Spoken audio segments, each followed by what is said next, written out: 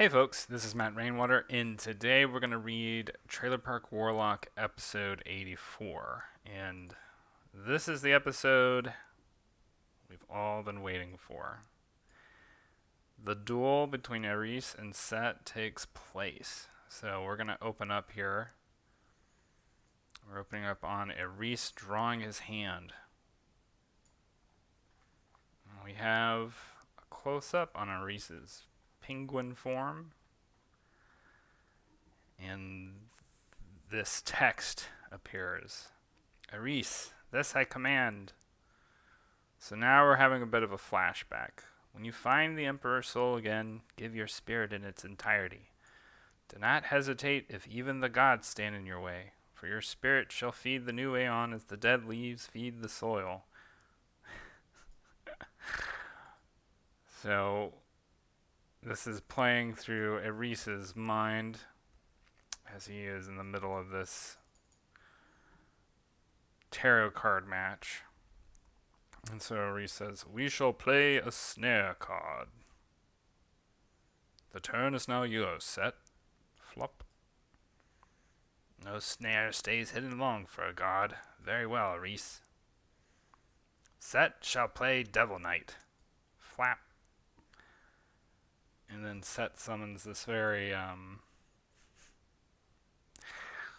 what would you call it? Sorry, I want to look at something. And Set summons this, I don't know, very, I mean, for me, the inspiration was the demon on the, cover for Holy Diver by, Dio. I mean, it's loose inspiration. It's a little bit different. But that's why it's doing, like, you know, the horns. Throwing the horns. Trailer Park Warlock. The duel shall unfold. And that's what's going to happen. Alright. "This is for you, Erees. But isn't that..." Oh. I actually need to fix that word bubble. I'll have to do that later. Because that's, that word bubble is not an Erees word bubble because it's not one of those, weird black thinky word bubbles. Anyway. "Yes, the light of our land. All that is and ever will be of our work shall remain in here long after the light has faded." So basically that, like, thing that Erees is wearing, has been wearing on his neck, the penguin Erees is wearing on his neck, the, pentagon thing. "Without the Emperor's soul's light, you will no longer be able to walk this earth, Erees. Make of this your home until the appropriate time. You'll have access to all that you need in preparation for the fifth trial." So that's basically like where Erees' spirit stayed for the thousands upon thousands of years. Devil Knight, attack! Cacao. "Erees, everything we do now, we do for a land to come." Let me just get a shot of Erees, that emperor, standing in front of a dramatic waterfall thing. It is in accord with the heavens that all this shall fade. A small scratch. We invoke the priestess of High Star. Zrap. So the priestess destroys the Devil Knight card. "Even the great work of the tarot must pass." When the tarot... Oh, sorry, that's not Erees, that's the Emperor. "Even the great work of the tarot must pass. When the tarot returns, it must not linger." So now we're cutting a little bit forward, right? Here's all those Unpassonguins in Antarctica. And they're upon the ruins of Hyperlanus. And we see the Pentagon thing, right? Hanging out. "Our greatest work will also be this land's downfall." "No matter, Chief of Secrets. Infernal judgment falls upon the priestess of High Star." Flat. And so Set destroys the priestess of High Star. Every emperor soul to come shall wield it as a weapon. They will forget how to play. I really like this. I really like the shot of Erees when he's holding the cards. I just think it's cool looking. It was when I was drawing, I was like, oh, this will look cool. We invoke the death page. This is what I've seen of the fourth trial. My land shall be consumed by the tarot. I know now our mistake. It is a power meant only for a moment, no longer. It is meant for a people whose time is brief but brilliant. The tarot is life and death, a blade that holds its wielder. That's also kind of a Dio line. But anyway, so now we're seeing another scene with this en passant when the bishop, right, a bishop, because there's other bishops,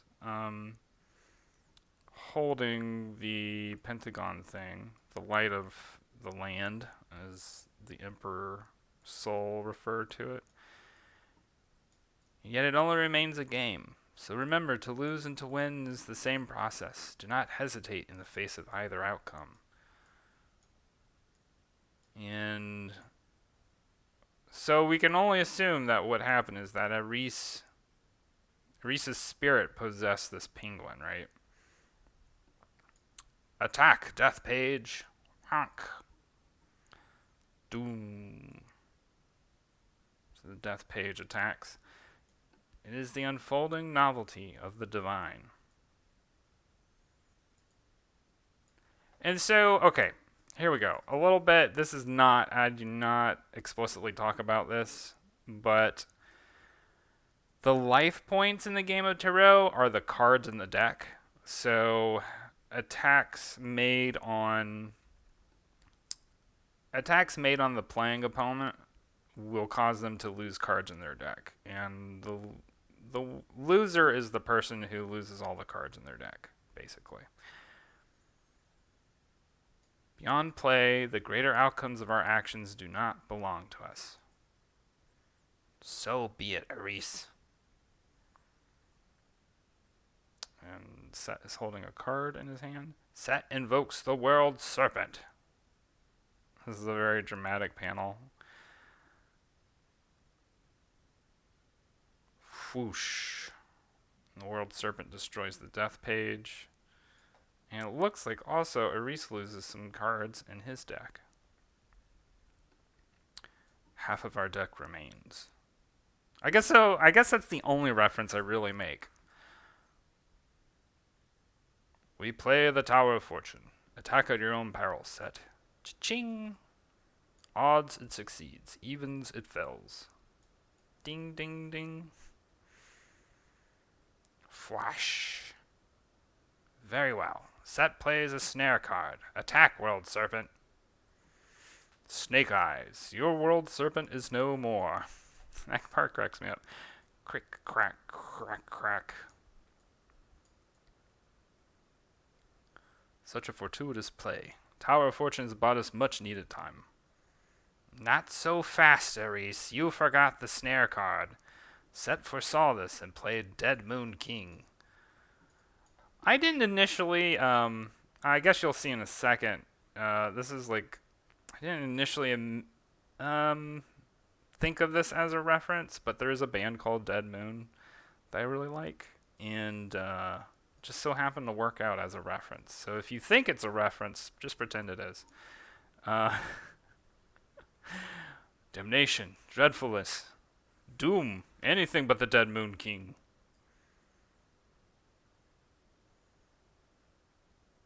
And so we have this huge panel unveiling the Dead Moon King. He's surrounded by like these dead moon cherubim. What remains in our hand to battle such a foe? We shall play what we can. Hermit of Scorpio, we invoke you. And Hermit of Scorpio is just a grandma, really. So there's a lot of heeing. So basically, I guess Dead Moon King attacks with laughter and destroys the Hermit of Scorpio. Your hermit is no more. Your Tower of Fortune will not survive the next attack, Erees. Concede now, let the fifth trial fall as Set sees fit. Resist, and you will be at the mercy of the Dead Moon King. Never. We draw. The duel shall unfold as the heavens will. Attack! And we see Jake is peeking in. I ain't got a clue what they're doing in there, y'all. Jake and the guard are both watching. That's alright, Jake. Just describe it to me, will ya? Wham! And Darla punches the guard out. Well, it looks like they're playing some kind of perverted psycho poker. We play the Hanged Man's Gambit set. If you attack us this turn, we may draw a card to play immediately. Wait, and we take our next turn as normal. I thought about the mechanics of the card, and it's not very good. It's basically like, because like, how did he put it? We play the Hangman's Gambit set. If you attack us this turn.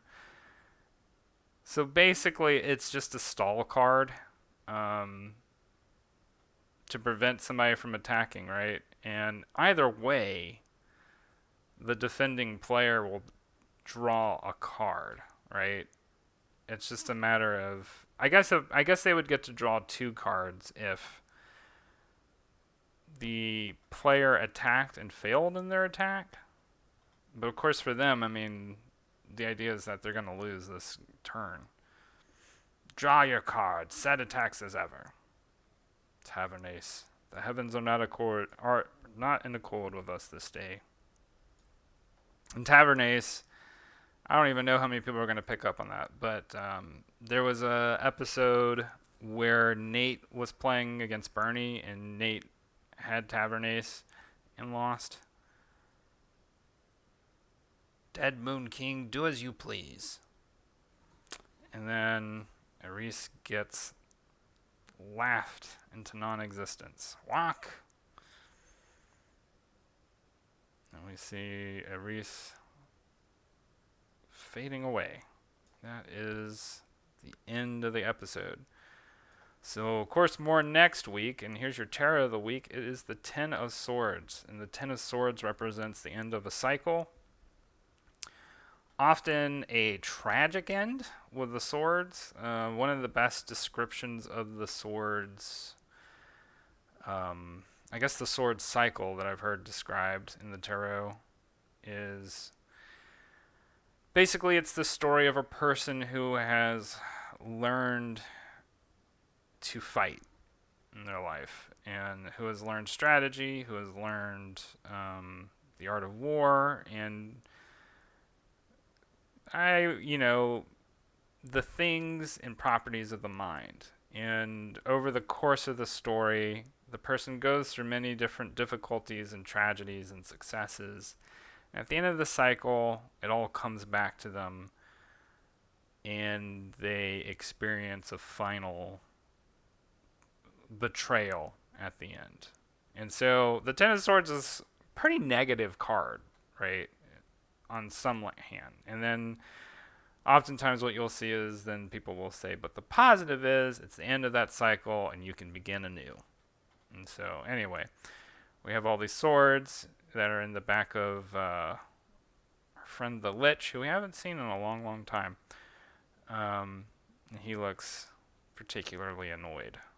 And that's my little addition, because the expression here is, of course the Lich doesn't really die, so there's always an opportunity to start again. So anyway, that is your tarot of the week from the Trailer Park Warlock Tarot.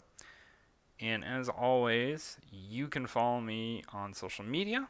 So if you don't follow me on Twitter, you can at Matt J. Rainwater, Instagram at Matthew Rainwater, and then of course this YouTube channel that I post these videos to is in others, including time lapses and other special little videos I like to do from time to time.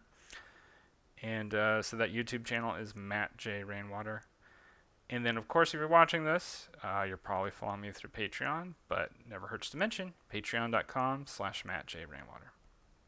So anyway, that is your commentary for this week for the newest episode, and we will talk again later. And until then, I hope you're having a good day, good time, productive, fun, what have you. See you later. All right, bye.